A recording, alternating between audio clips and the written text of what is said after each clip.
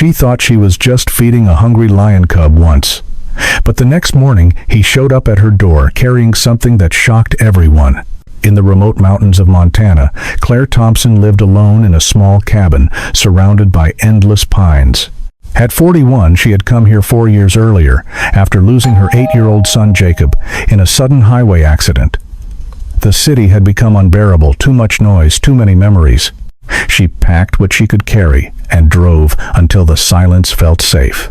Now her days were simple: morning coffee on the porch, long hikes with her camera, and evenings by the wood stove. No visitors, no calls, just the wind and the wildlife. That cold December morning she noticed him. A young lion cub, thin, cautious eyes locked on her from the tree line. Out of instinct more than thought, she set a small piece of meat at the edge of the clearing and stepped back. He watched her for a long moment, then took it and vanished into the snow. The storm hit hard that night. Wind slammed the cabin walls, snow piled against the windows. Claire stayed awake, listening to the roar. When the first gray light broke through, she opened the door. Fresh tracks cut straight across the clearing to her porch. There he stood, the lion cub coat crusted with ice breath clouding the air. But he wasn't alone. At his feet, half buried in fresh snow, lay a small, motionless shape he had dragged through the blizzard. Claire's heart slammed against her ribs. The cub lifted his head and looked directly at her, steady, urgent, waiting. Whatever he had carried all that way was no ordinary gift. It was something alive, something in trouble, and it had just turned her quiet world completely upside down. Before we go any further into this incredible story, drop a comment below. What time is it right now, where you are, and what city are you watching from? It really helps me see how far these moments of unexpected kindness have reached. If you're new here and want more real wildlife stories like this, hit that subscribe button and turn on notifications. You don't want to miss what happens next. The first time Claire spotted the young lion near her property line, she wasn't sure whether to run or stay still. It was early December, the kind of cold that settled into your bones the moment you stepped outside. Claire had been living in the cabin for 4 years now, long enough that the routines had become automatic. She woke before dawn most mornings, brewed strong coffee on the wood stove, and carried the mug to the porch, where she could watch the light change across the ridge. The cabin itself was small, one main room with a sleeping loft, a narrow kitchen, and a porch that wrapped around 2 sides. She kept it warm with logs, she split herself, and she kept herself busy with the things that didn't require talking to anyone. She still carried the camera everywhere. Not for money anymore, she had stopped selling photos after Jacob, but because framing the world through a lens made it feel manageable. She photographed the way frost patterned the windows, the tracks deer left along the creek, the way sunlight sliced through the pines at noon.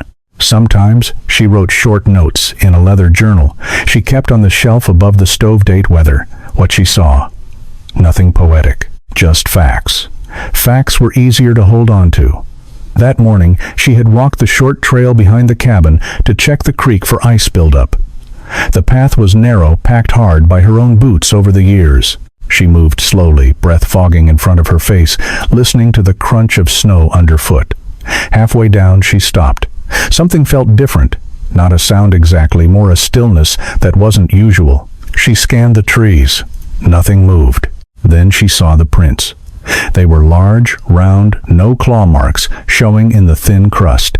4 toes, deep pads spaced farther apart than any coyote or lynx she had tracked before. She knelt, brushed snow away with her glove. The tracks were fresh, heading toward the clearing around her cabin. She followed them with her eyes until they curved behind a stand of firs and disappeared. Claire stood there a long minute. Her pulse had picked up, but not from fear, not entirely. She had read enough, seen enough photographs to know what she was looking at. A mountain lion. Young, judging by the size of the prints, probably pushed out of its mother's territory, or looking for easy food in the lean months. They were rare this close to the cabins, but not impossible. The sanctuary down the valley had released several orphaned cubs over the years, and some wandered farther than expected. She walked back slowly, keeping the tracks in sight. When she reached the porch, she paused at the railing and looked toward the tree line again. Nothing. Just snow and silence. She went inside, set the coffee down, and stood at the window for a while watching. The next morning she saw him. He was there at the edge of the clearing, half hidden by low branches, watching the cabin. Lean golden coat, dusted with frost ears, rounded tail flicking once. Not fully grown, maybe a year old, maybe less. He didn't move toward her, didn't run, just watched. Claire stood very still at the door. She felt the familiar tug, the same one she had felt years ago when she first held Jacob after he was born. Something small and alive that needed something she could give. She knew the rules. Feeding wildlife was discouraged for good reason. Animals that got used to people lost their caution. They approached houses, got into trouble, got shot. She had heard the stories from locals in town. Still, he looked thin. Ribs just visible under the coat. Winter had come early and hard this year. She stepped inside, pulled a package of raw chicken from the freezer, cut off a small strip, and carried it back out. She walked halfway across the clearing, slow, no sudden moves, and set the meat on a flat rock near the tree line. Then she backed away all the way to the porch steps and sat down. He waited. 5 minutes. 10. Then he stepped forward, low to the ground, eyes never leaving her. He sniffed the air, looked at the meat, looked at her again. Finally, he lowered his head and took it in one quick bite. He chewed twice, swallowed, then looked at her once more before melting back into the trees. Claire stayed on the steps until her fingers ached from the cold. She didn't feel triumph. She felt something quieter. Recognition, maybe. That she had crossed a line she couldn't uncross, and that part of her didn't want to. The following day she left another piece in the same spot. This time he came sooner. Watched her longer before eating. The day after that he appeared before she even set the meat down, sat at the edge of the clearing, waiting. Claire named him Leo without really deciding to. The name arrived in her mind one morning as she watched him crouch, low muscles coiled under the coat, eyes fixed on something she couldn't see. It fit. Simple. Strong. Not a pet name.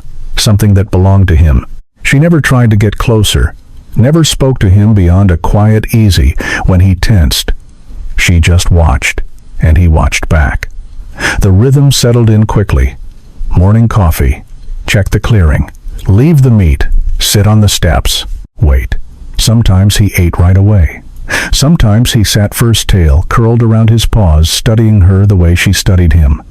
Each time she felt the same pull. Compassion, yes, but also worry. She knew what could happen if he got too comfortable. She knew the sanctuary staff would tell her to stop. She knew the wildlife officer who patrolled the area would probably have words for her if he found out. Still, she kept leaving the food. Not much. Just enough to take the edge off the hunger. Just enough to keep him coming back. One afternoon, she sat longer than usual, camera in her lap. Leo appeared earlier than normal, stepping out from the firs while the sun was still high. He didn't go straight to the rock. He walked a slow half-circle, keeping distance, then stopped and looked at her. For the first time, he didn't lower his head to eat right away. He just stood there, amber eyes, steady breath, visible in the cold air. Claire didn't move. She felt her chest tighten, not fear, but something close to recognition. Like the forest had finally looked back at her, after all these years of looking at it. She whispered almost to herself. "You're taking a chance on me, aren't you?" Leo tilted his head slightly. Then he walked to the rock, took the meat, and left without looking back. Claire stayed on the porch until the light turned gold and the cold drove her inside. She closed the door, leaned against it for a moment, and let out a long breath. She had started something now. Something small. Something dangerous, and she wasn't sure she could stop. Over the following days, a quiet rhythm began between Claire and the lion she named Leo. Leo appeared every morning now, always at the same spot near the firs, always waiting until she stepped onto the porch with the meat. He no longer hesitated as long. He would walk the half-circle, pause to scan the clearing, then approach the rock with steady steps. Claire watched from the steps, never closer than 20 feet. She noted the way his ears flicked at distant sounds, the way his tail moved in slow, deliberate arcs when he was calm. She started a new section in her journal just for him. Simple entries. December 8 arrived at 7:42. 8 quickly watched me 3 minutes before leaving. December 9, coat looks fuller, tail flicked twice when I set the meat down. She She didn't talk to him much. A low mourning sometimes, or easy when he tensed at a branch snapping in the wind. The words felt unnecessary anyway. He seemed to understand the routine better than words could explain. She began leaving the meet a little earlier each day, testing how close he would come. One morning he stopped 5 feet from the rock, looked at her, then took the food, without turning away immediately. Progress, she thought. Small, dangerous, real. The journal entries grew longer. She sketched quick lines of his posture, noted the way light caught the faint spots on his flanks, recorded when he lifted his head to scent the air. It reminded her of the charts she used to keep in the hospital, vital signs, responses, small changes that meant something. Only now the subject was wild, not human, and the stakes felt different. Higher, somehow. One afternoon, Ryan Brooks drove up the access road in his Forest Service truck. Claire heard the engine from inside and stepped out to meet him. Ryan was in his late 40s, broad-shouldered face weathered from years in the field. He delivered supplies to remote cabins, sometimes checked on residents during winter, and kept an eye on wildlife movement. "Morning, Claire," he said, tipping his hat as he climbed the steps. "Heard you've been seeing some activity up here." She nodded, careful. "A young mountain lion. Shows up most mornings." Ryan leaned against the railing and looked toward the tree line. "We've had reports of a subadult male moving through the valley. Likely one of the sanctuary releases from last spring." "You feeding him?" Claire met his eyes. "Small amounts, just chicken scraps." Ryan exhaled through his nose. "You know the policy. Feeding habituates them. They lose fear of people. Next thing you know, they're at someone's back door looking for more. Or worse, they get shot because they're too bold." "I'm careful," she said. "I don't approach. He keeps his distance, until he doesn't." Ryan's voice stayed even, not accusatory. "I've seen it too many times. Good intentions, bad outcome. For the animal, and for the person." Claire crossed her arms. "He was thin when I first saw him. Winter's been rough." Ryan studied her for a moment. "I get it. But if he starts hanging around more, or if anyone else spots him near the cabin, I'll have to report it. Sanctuary might have to intervene, relocate him. Or worse." She didn't answer right away. Ryan pushed off the railing. "Just think about it, Claire. You're out here alone. Last thing you need is trouble walking up your steps." After he left, Claire sat on the porch longer than usual. The clearing was empty. Leo hadn't appeared yet that day. She felt the weight of Ryan's words settle in her chest. She knew he was right. She had known from the beginning, but knowing and stopping were two different things. That evening, she pulled out her phone, rare for her, and searched for the Big Cat Wildlife Sanctuary number. She hesitated, thumb over the call button, then pressed it. A woman answered on the second ring. "Big Cat Sanctuary, this is Megan." Claire cleared her throat. "Hi, this is Claire Thompson. I live up near the ridge. I've been seeing one of your released lions, a young male. He's been coming around my cabin." There was a short pause. "We've had sightings reported." "You're feeding him," a little, Claire admitted. "I know it's not recommended." Megan's voice stayed calm, professional. "It's common for people to want to help, especially when they look thin. But it changes their behavior. They start expecting food from humans. That puts them at risk, and puts people at risk." "I understand," Claire said. "A wildlife officer stopped by today. He said the same thing. He's right. If the lion gets too comfortable, we may have to bring him in, relocate him to a different range. It's not ideal, but it's better than the alternative." Claire looked out the window toward the dark tree line. "What if he's just passing through? What if he's not habituated yet?" "Then we monitor," Megan replied. "We have trail cams in the area. If he stays away from structures, we leave him be. But if he keeps returning to the same spot," Claire finished the sentence in her mind, "you'll have to step in." "Yes." The call ended politely. Claire set the phone down and stared at the journal open on the table.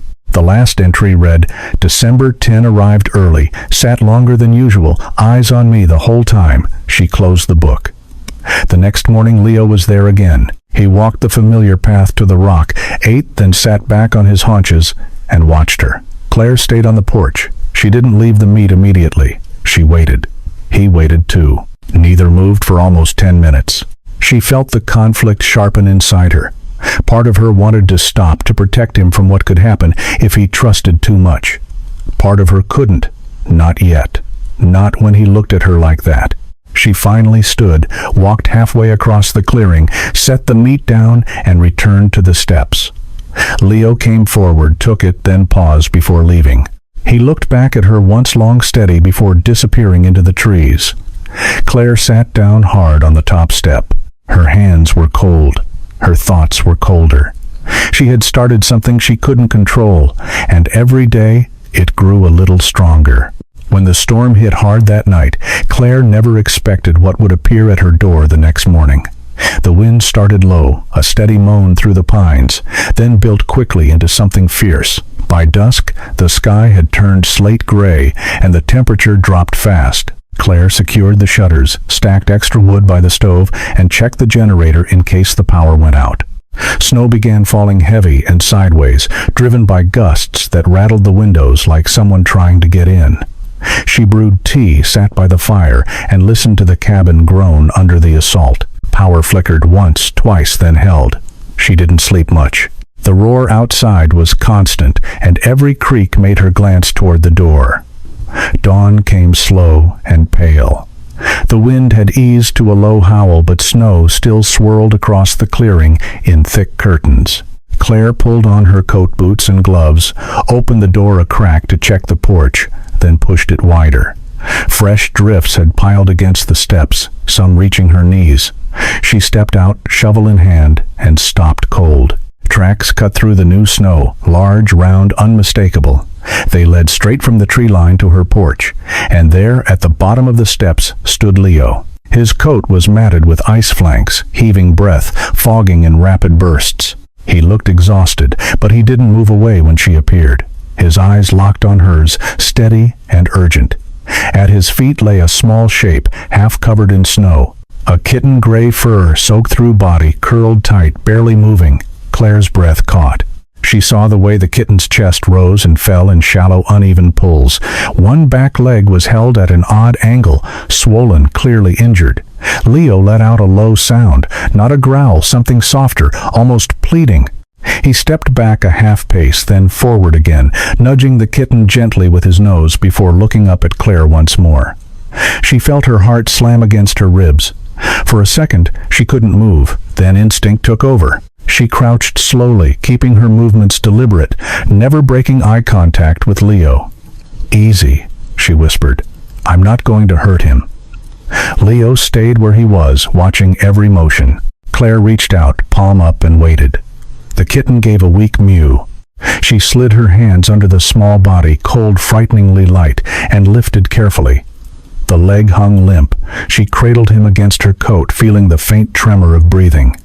Leo didn't lunge. He didn't retreat either. He simply stood there, amber eyes fixed on the kitten in her arms, then on her face. Claire backed toward the door, slow steps through the drifts.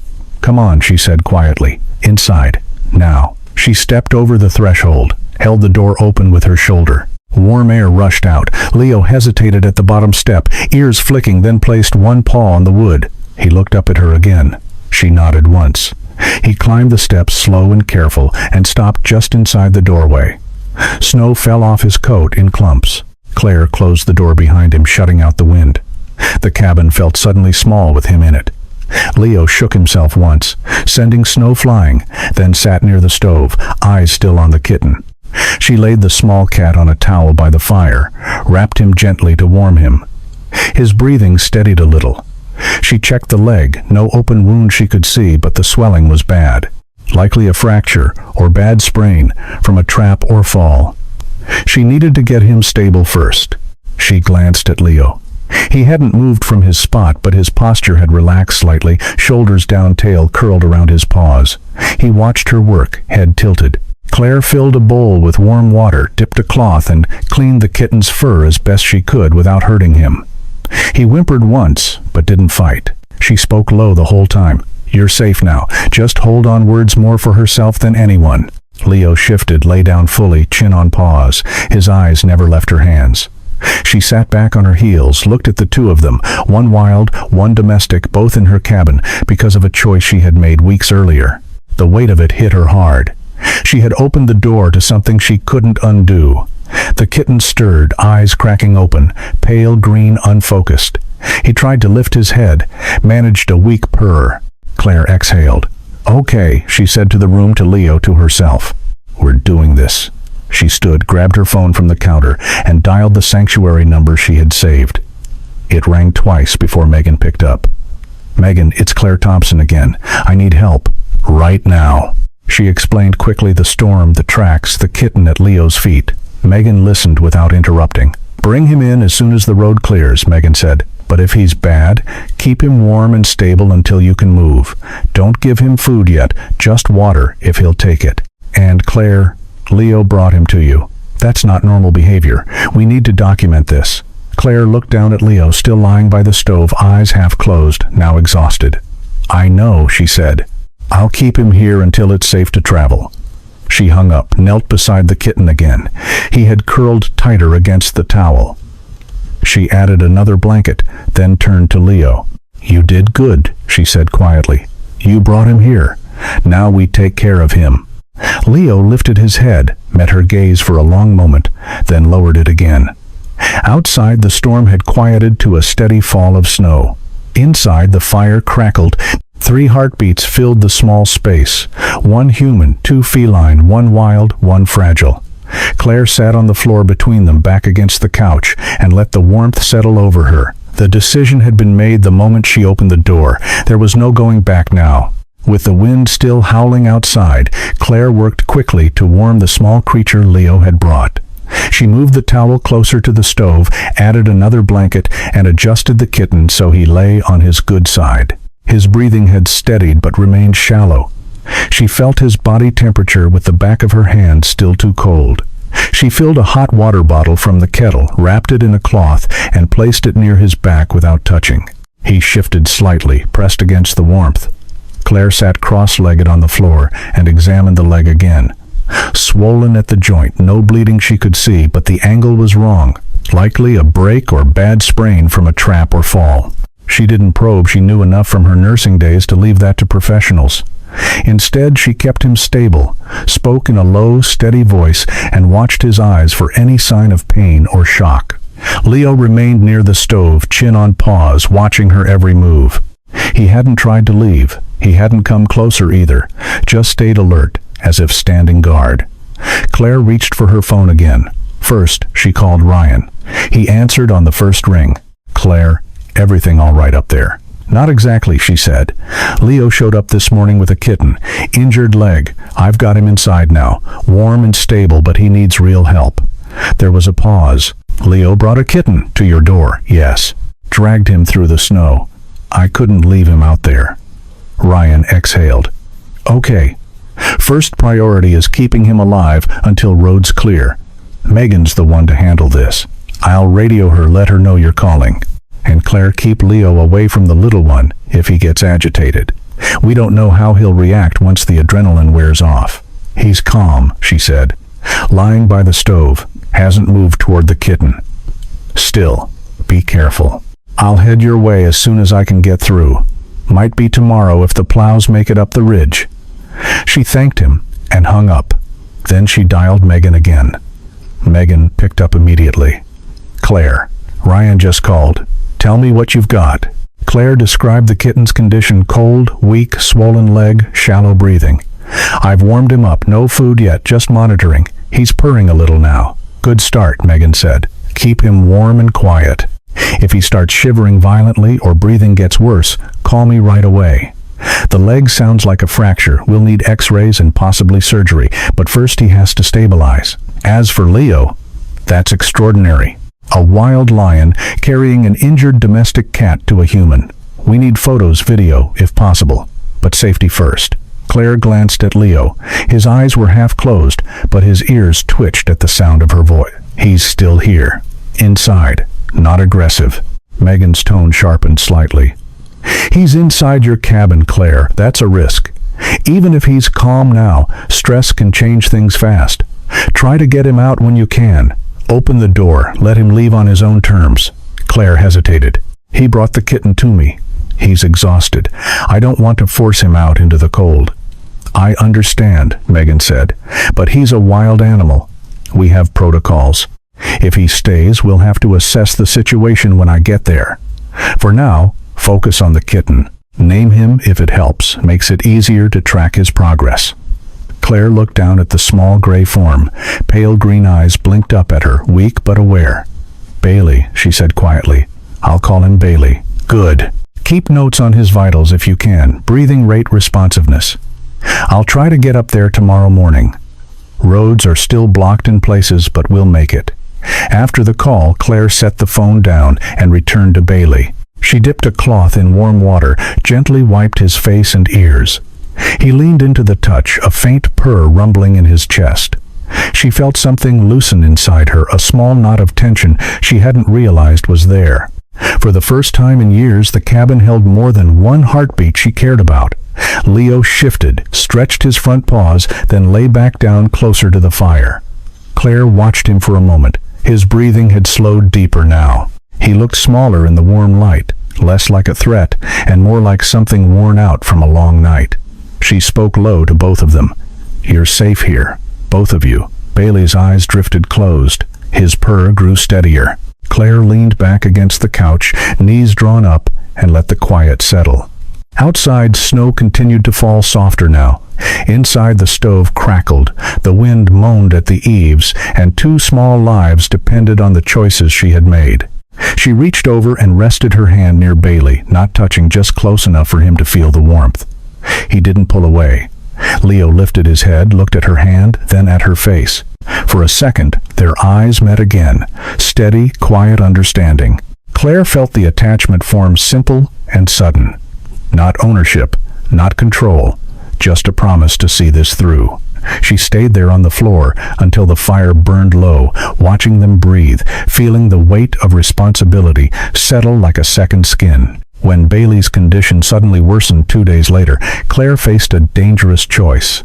The kitten had been stable the first day, breathing, even purring faintly when she touched him. But overnight his temperature rose, his body felt hot under the blankets, and his breathing turned labored. By morning he barely responded when she spoke his name. Claire checked his leg again. The swelling had spread the joint, stiff and warm. He needed x-rays, antibiotics, possibly surgery. Waiting for roads to clear fully wasn't an option anymore. She bundled Bailey in layers of towels, and Fleece secured him in a small cardboard carrier lined with a heating pad on low. She packed a thermos of coffee, extra blankets, her phone charger, and the journal with her notes. Outside, the snow had stopped, but the access road was still buried under drifts and ice. She shoveled a path to the Subaru, dug out the tires, and attached chains she kept in the shed for winters like this. Before leaving, she opened the cabin door wide. Leo was still there, lying near the stove. He lifted his head, watched her carry the carrier out. Claire paused at the threshold. Stay if you want, she said quietly. Or go when you're ready. I'll be back. Leo didn't move. His eyes followed her as she closed the door behind her. The drive started slow. The first mile was the worst deep powder over hidden ice. Claire kept the wheels steady, foot light on the gas eyes, scanning for drifts. The Subaru fishtailed once on a curve, tires spinning, but the chains bit in and pulled her straight. She exhaled, hands tight on the wheel. The road dropped into the valley, narrow and winding along the ridge. Snowplows had cleared one lane in places, but black ice lurked under the fresh cover. Claire drove in second gear, never above 20 miles an hour. Halfway down, a fallen branch blocked half the road. She stopped, got out, dragged it aside with numb hands, then climbed back in. Her fingers ached from the cold despite the gloves. The next hazard came at the switchback. A patch of glare ice sent the car sliding toward the drop-off. Claire corrected, gently eased off the brake, let the chains find purchase. The rear wheels caught, pulled her back to center. Her heart hammered against her ribs. She stopped for a second, engine idling, hands shaking on the wheel. Come on, she muttered. Just a little farther. The sanctuary sat at the base of the ridge, a low cluster of buildings behind a tall fence. Claire pulled into the lot, tires crunching over packed snow. She cut the engine, grabbed the carrier, and hurried to the main entrance. Megan met her at the door, coat on, ready. Bring him straight back, Megan said, leading the way to the exam room. Claire set the carrier on the steel table. Megan opened it carefully, lifted Bailey out, and placed him on a heated pad. The kitten mewed weakly. Megan checked vitals: temperature, high pulse, fast breathing, shallow, feverish, dehydrated. The leg needs imaging right now.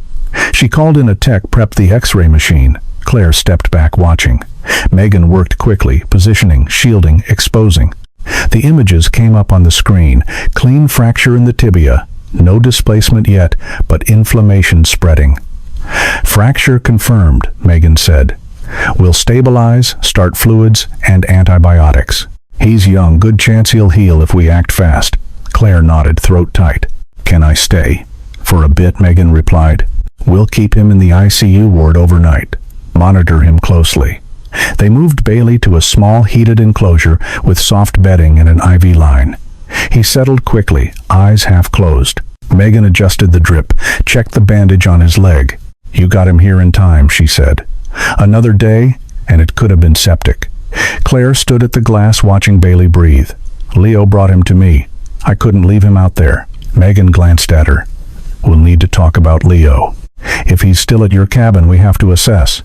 Relocation might be necessary if he's habituated. Claire didn't argue. She just nodded. After Megan finished the initial treatment, she walked Claire to the lobby. Go home and rest. I'll call with updates. If the roads stay clear, I'll try to get someone up to check on Leo tomorrow. Claire thanked her, turned to leave. At the door, she paused.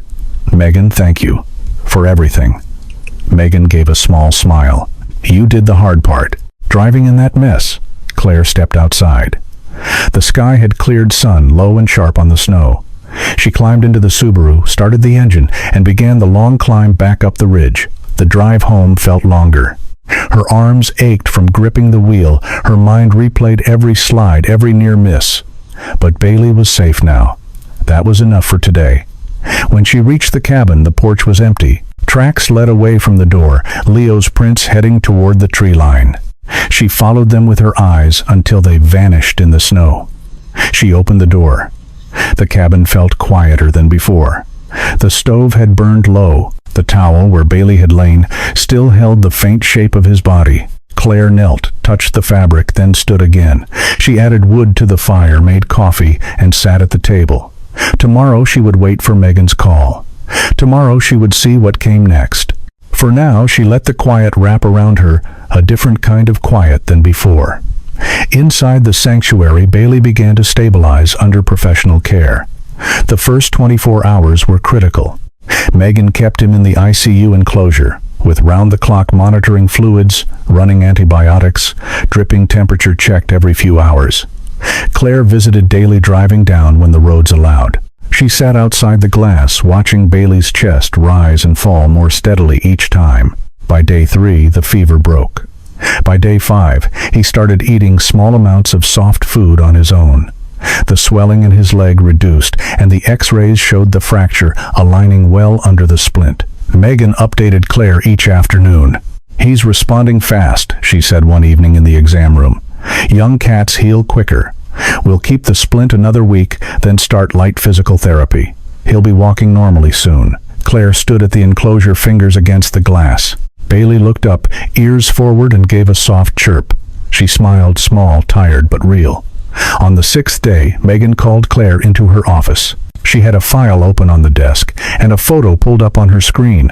A missing pet flyer from 3 months earlier. Gray tabby green eyes, collar with a tag. Name Milo. Last seen near Pine Ridge Road, close to the forest edge. Claire stared at the image. The markings matched exactly. Milo, Megan said quietly. Domestic cat. Belonged to a family in the valley. They posted flyers, searched for weeks, then assumed he didn't make it through the first snow. Someone set a trap out there. Illegal jaw trap, no permit. Milo got caught. Leo must have found him, carried him miles through the storm, to the only place he knew might help. Claire sat down slowly. Leo knew I would take him in. Megan nodded. Animals remember kindness, even wild ones. Leo associated your cabin with food and safety. When he found Milo injured, he brought him to you. That's not instinct alone. That's learned behavior. Claire looked back at the photo. The trapper Ryan's on it, Megan said. He pulled the trap yesterday. Old model, no ID tag, but he traced the location to a hunting lease nearby. The leaseholder is a guy named Harlan Reed, has a history of boundary violations. Ryan's building the case now. Claire drove home that afternoon with the information heavy in her chest. She stopped at the ranger station on the way. Ryan was there, maps spread across his desk, photos of the trap pinned to a board. Harlan Reed, Ryan said when she walked in. Lives 10 miles down the valley. We matched the trap to his inventory, serial number trace. He's claiming it was for coyotes, set legally, but the location was on protected land. No permit for that type of trap in this district. Endangered species overlap zone. That makes it a federal violation if we prove intent. Claire leaned against the doorframe. What happens next? Interview tomorrow, Ryan replied. I'll bring Fish and Wildlife in. If he cooperates, maybe a fine and probation. If he fights it, we go for revocation of his hunting license, restitution for the sanctuary costs, possible misdemeanor charges. Either way, he's done trapping in this area. Claire nodded. I want to be there. For Milo, for Bailey. Ryan looked at her. You sure? It might get tense. I'm sure. The interview happened 2 days later at the ranger station. Harlan Reed arrived in a worn jacket, face set hard. Ryan read him the charges. Unlawful trapping on protected land, endangerment of non-target species, failure to check traps. Harlan denied setting the trap for cats, claimed it was for predators. But the evidence stacked against him, location photos, serial number, match witness statements from neighbors about his complaints on stray cats. Claire sat in the back room listening through the open door. When Ryan asked if he had anything to say, Harlan muttered, "Didn't mean for a house cat to get caught." Ryan didn't let it slide. Intent doesn't matter when the trap's illegal. You endangered a domestic animal and potentially wildlife. Sanctuary bills are already over $2,000. You'll be paying that. Harlan signed the agreement license. Suspended for 3 years, fine of $45,000. Mandatory conservation course restitution to the sanctuary. No jail time, but the record would follow him. Afterward, Ryan walked Claire to her car. He's done here, he said. No more traps on that lease. We'll monitor the area. Claire looked toward the mountains. Thank you, Ryan, for following through. He tipped his hat. You started this when you opened your door.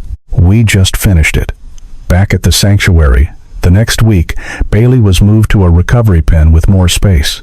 He walked gingerly on 3 legs, the splint still on, but gaining strength daily. Claire visited every afternoon. She sat on the floor outside the pen, talking low, while he watched her through the wire. Megan joined her one day.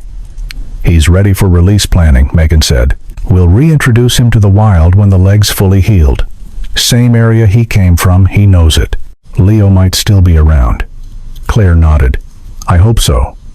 She watched Bailey bat at a toy, purring softly. The attachment had grown quiet and deep, not possession but gratitude, for the trust he showed her for the life Leo had saved by bringing him to her door. Megan touched her shoulder. You gave him a second chance.